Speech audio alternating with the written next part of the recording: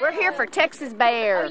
They're members of a club called Diva, and for these 5 women, this is a fairly typical afternoon. We're about 90 minutes outside of Dallas on a private property, which is also home to wild pigs, and we're going hunting. Judy Rhodes grew up on a ranch and has been around guns all her life. We raised 1,800 head of feeder-lot cattle, and then we raised quarter horses, and I was in rodeos, and it was just second nature to go in the outdoors and harvest meat. Polling research and gun sales statistics show a growing number of American women are arming and training themselves. Gun store owners are reporting increases of up to 75% in female customers. Attendance at shooting clinics for women run by the National Rifle Association is up by 20%. We walked out into the woods and soon picked up hog tracks. As the light faded, we set up and waited. 2 hours later, the dogs found their prey and Judy moved in for the kill.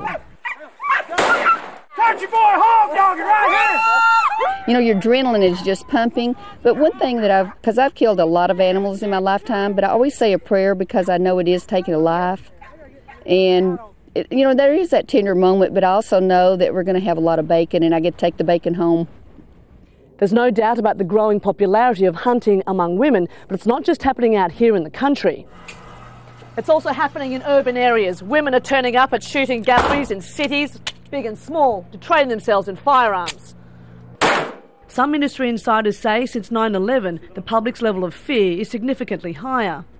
The National Shooting Sports Federation reports a recent annual increase of more than 83% of women buying guns for self-protection. The underlying thing is to not have to rely on someone else for your personal protection. It's happened a lot of times where women have had restraining orders and have called the police to protect them, and a few of them have gotten killed. 30-year-old Natalie Duke-Musso is a fashion designer in New York City. 3 years ago, her father died and left her his firearms collection. There is no reason to be scared. If you learn how to use it safely, there's nothing to really fear. I mean, it's really nothing but a piece of metal and springs, and it can be a lot of fun.